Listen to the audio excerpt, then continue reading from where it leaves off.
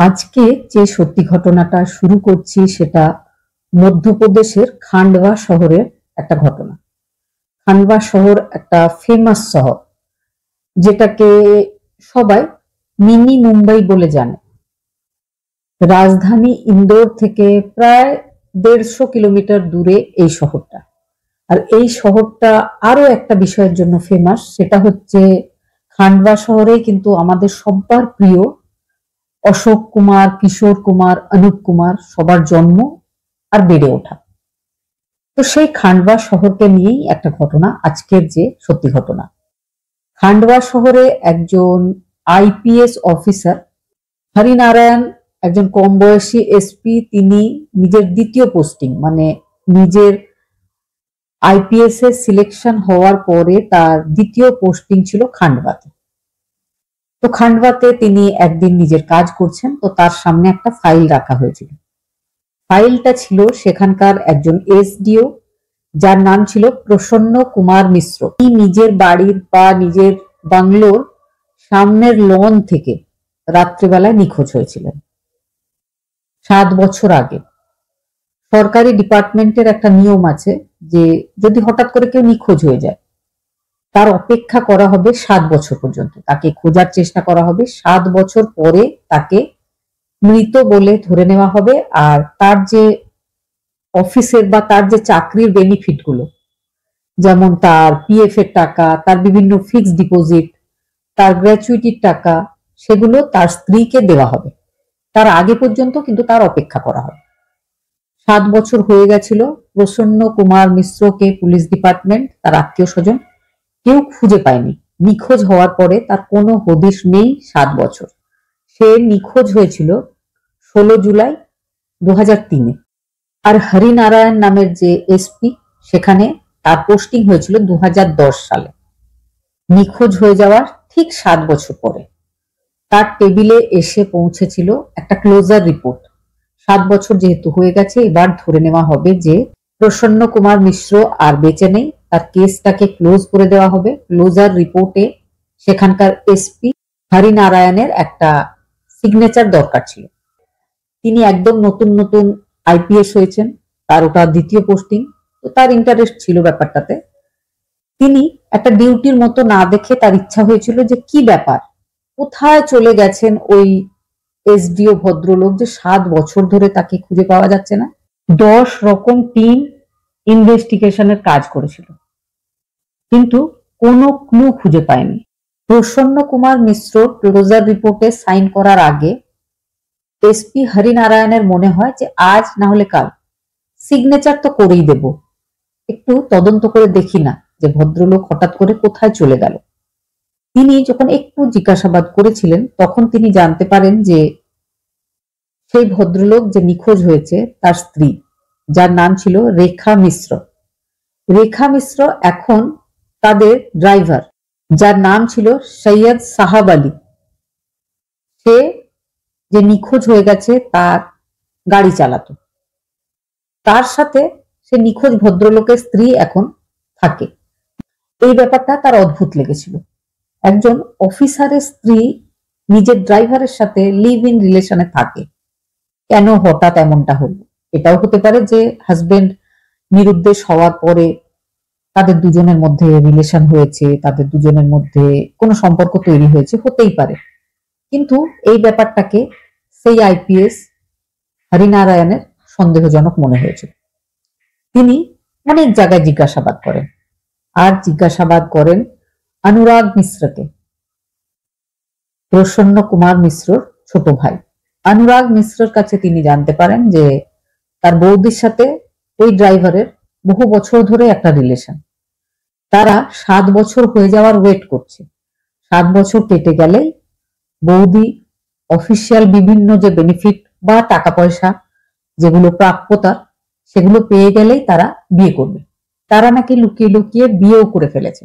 বিয়ে করার পরে তারা একসাথেই থাকে। প্রসন্ন কুমার মিশ্রর ভাই অনুরাগের কাছে পুলিশ এটাও জানতে পারে যে যখন তিনি নিখোঁজ হয়ে গেছিলেন তার 2 ছেলে ও 1 মেয়েও ছিল। পুলিশ এবার ঠিক করে যে ক্লোজার রিপোর্ট জমা দেওয়ার আগে একবার সৈয়দ সাহাব আলীর বাড়িতে গিয়ে তার সাথে আর তার লিভ ইন পার্টনার এসডিওর ওয়াইফ রেখা মিশ্রর সাথে একবার কথা বলে দেখবেন। তিনি গেছিলেন, কথা বলেছিলেন, জিজ্ঞাসাবাদ করেছিলেন। অনেক জিজ্ঞাসাবাদের পরেও তিনি কোনো ক্লু খুঁজে পাননি।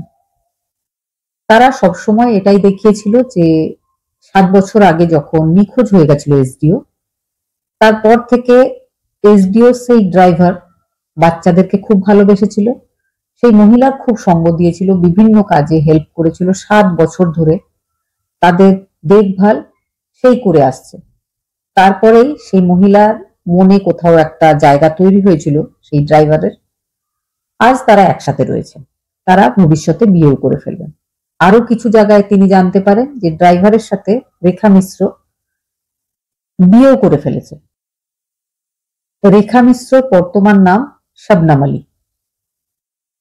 অনেক জিজ্ঞাসাবাদের পরে তিনি লক্ষ্য করেছিলেন একটা বাচ্চা, যেটা রেখা মিশ্র আর প্রসন্ন কুমার মিশ্র সব থেকে ছোট ছেলে। যখন প্রসন্ন কুমার মারা গেছিল তখন তার বয়স ছিল 2 বছর। সেই সময় যখন তার সাথে কথা বলতে গেছিল এসপি, তখন তার বয়স 9 বছর। খুব ছোট বাচ্চা ছেলে, কিন্তু তার সাথে তিনি অনেক গল্প করেছিলেন। গল্প করতে করতে এক সময় সে বাচ্চা ছেলেটি এসপি কে জানিয়েছিল যে তার বর্তমান যে বাবা, সে বাবা বলে ডাকে না, তবে তাকে সে আঙ্কাল বলে ডাকে, সৈয়দ সাহাব আলী, সে খুব রাগী। সে একটু এদিক থেকে ওদিক হলেই তাকে খুব মারধর করে, বকাবকি করে। সেই সঙ্গে সে আরো একটা কথা বলে, সে বলে যে তোর বাবার সাথে যা করেছি তোর সাথেও ঠিক তেমনটাই করব। এই কথাটা কিন্তু 9 বছরের বাচ্চাটা পুলিশকে জানিয়েছিল, বাকিরা কেউ কিচ্ছু জানায়নি। 9 বছরের বাচ্চাটাকে নানান ভাবে বারবার জিজ্ঞেস করলেও সে কিন্তু একটাই কথা বলেছিল যে সৈয়দ সাহাব আলী মা যখন থাকে তখন খুব ভালো ব্যবহার করে। এই ব্যাপারটা জানার পরে পুলিশ সৈয়দ সাহাব আলীকে অ্যারেস্ট করে, জিজ্ঞাসাবাদ করে। জিজ্ঞাসাবাদের পরে যেটা জানতে পারা যায় সেটা হচ্ছে প্রসন্ন কুমার মিশ্র এসডিও ছিলেন, তার মদ খাওয়ার একটা নেশা ছিল। প্রত্যেকদিন সন্ধ্যেবেলায় তিনি নেশা করতেন। সৈয়দ সাহাব আলী তাদের ড্রাইভার ছিল, যখন যেখানে যেত রেখা মিশ্র সেই গাড়িতেই যেত। গাড়ির ড্রাইভার সে, সব জায়গায় ঘুরতে, মার্কেটে, কোনো আত্মীয়র বাড়ি, যেখানে যেত সঙ্গে কিন্তু সৈয়দ সাহাব আলী যেত। এসডিওর সাথে এসডিও স্ত্রীর একটা ঝামেলা ছিল ওই মদ খাওয়ার ব্যাপারটা নিয়ে। তারপরে তাদের দুজনের সম্পর্কের মধ্যে জায়গা পেয়ে যায় ড্রাইভার সৈয়দ সাহাব আলী। সৈয়দ সাহাব আলী, রেখা মিশ্র আর সাহাব আলীর ভাই কারামাত আলী একটা প্ল্যানিং করে। তখন প্রসন্ন কুমার মিশ্র বাড়িতে থাকবে, তার অভ্যেস সে রাত্রেবেলায় লনে বসে ড্রিঙ্ক করে। সেই সময় সে জ্ঞানেও থাকে না, আর লনে অন্ধকার থাকে। সেই সময় তাকে শেষ করে ফেলতে হবে। 15 জুলাই 2003 রাত্রেবেলায় দুই ভাই সেই বাংলোর সামনে যে লন সেখানে এসে পৌঁছায়। সাহাব আলী এসডিওর গলায় একটা দড়ি দিয়ে ফাঁস লাগিয়ে খুব টাইট করে দেয়, আর তার ভাই কারামাত আলী পা দুটো ধরেছিল। এক সময় এসডিও মারা গেছিল। তারপরে ভাই নিজের স্কুটার চালাচ্ছিল, মাঝখানে এসডিও কে বসানো হয়, ঠিক এমন ভাবে বসানো হয় যেন জীবিত কোনো মানুষ।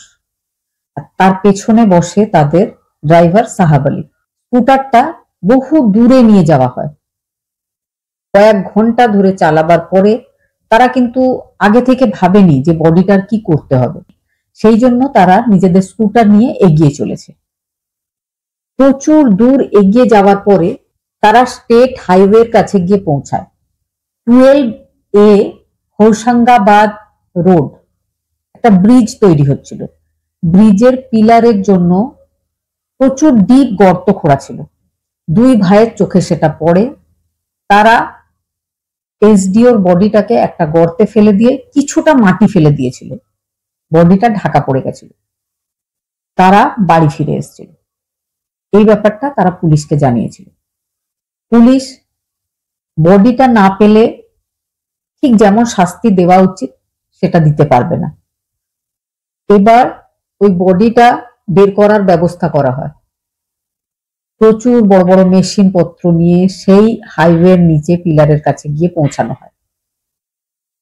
ইঞ্জিনিয়ারের সাথে কথা বলা হয়, যিনি ওই ব্রিজটা তৈরি করেছিলেন, তিনি বলেছিলেন যে 18 ফিট মতো গর্ত করা হয়েছিল। 18-19 ফিট গর্ত করার পরেও তখন কিচ্ছু পাওয়া যায়নি। তখন কিন্তু পুলিশ টিম খুব চিন্তায় ছিল, বিশেষ করে এসপি হরিনারায়ণ। কারণ এসপি হরিনারায়ণ 7 বছর পরে একটা কেসকে আবার রিওপেন করেছিলেন। শুধু তাই নয়, তিনি একটা 9 বছরের বাচ্চার কথাকে ভিত্তি করে এই ব্যাপারটাকে রিওপেন করেছিলেন। অনেকেই তাকে খারাপ বলছিল বা বলছিল যে এই ব্যাপারটাতে এগোনো মানে সময় নষ্ট করা। সবাই হতাশ হয়েছিল যখন ওই পিলারটা খোঁড়ার পরেও কিছু পাওয়া যায়নি। এত বছর পরে ওই জায়গাটা পুরো চেঞ্জ হয়ে গেছিল। তারপরে এসপির মনে হয় যে না, আরো একটু খোঁড়া উচিত। হয়তো ইঞ্জিনিয়ার এক্স্যাক্ট কতটা খুঁড়েছিল সেটা মনে করে বলতে পারছে না। সত্যি কিন্তু সেটাই হয়। আরো 3 ফিট যাওয়ার পরে হাড়ের একটা খাঁচা পাওয়া যায়। এবার সেটার ডিএনএ টেস্ট করা হয়, বাচ্চাদের সাথে মিলে যায়। তখন পুলিশ টিম কনফার্ম হয়ে যায় যে এটাই এসডিও প্রসন্ন কুমার মিশ্রের বডি। শেষ পর্যন্ত প্রসন্ন কুমার মিশ্র, একজন ফরেস্ট অফিসার, একজন ফরেস্ট এসডিওর যে মিসিং কেস 7 বছর পর এইভাবে সলভ হয়েছিল। ক্লোজার রিপোর্ট জমা দেওয়ার আগে পুরো ব্যাপারটা ডিসক্লোজ হয়েছিল। এই ঘটনার জন্য প্রসন্ন কুমারের স্ত্রী রেখা মিশ্র, তার বর্তমান হাজবেন্ড সৈয়দ সাহাব আলী, যে তার ড্রাইভারও ছিল, আর তার ভাই কারামাত আলী, সবাইকে আজীবন কারাদণ্ডে দণ্ডিত করা হয়েছে। আর বাচ্চারা ছোট ছিল, সেই জন্য তাদেরকে সেই সময় হোমে পাঠানো হয়েছিল। ঘটনাটা শোনার পরে যদি কোনো বক্তব্য থাকে অবশ্যই কমেন্ট করে জানাবেন। ভালো থাকবেন, সুস্থ থাকবেন। আবার চলে আসবো নতুন কোনো সত্যি ঘটনা নিয়ে।